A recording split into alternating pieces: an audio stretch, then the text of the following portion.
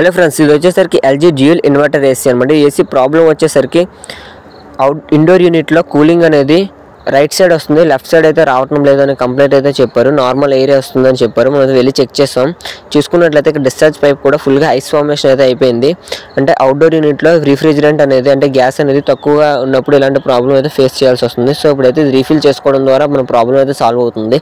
ఇప్పుడైతే ఇది వచ్చేసరికి 32 రిఫ్రిజిరెంట్ అనమాట. ఇప్పుడైతే మనం ఎంత రిఫ్రిజిరెంట్ అనేది ఫిల్ చేసుకోవాలో మనం గేజ్ యూజ్ చేసి చెక్ చేద్దాం. దీనికోసం మనం 32 లైన్ అండ్ మ్యాన్ఫోల్డ్ గేజ్ అయితే కావాల్సి ఉంటుంది. సో ఈ విధంగా మనం గేజ్ని అయితే ఫిక్స్ చేసుకోవాలి.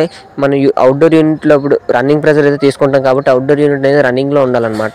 సో ఇప్పుడైతే ప్రెజర్ అనేది చూసుకున్నట్లయితే మనకి 50 PSI అయితే చూపిస్తుంది.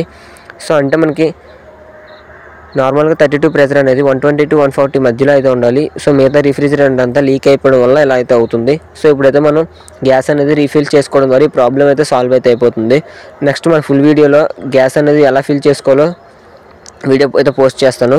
Thank you for watching. ఇలాంటి మరిన్ని వీడియోస్ కోసం మన ఛానల్ అయితే ఫాలో అయితే చేసుకోండి. Thank you.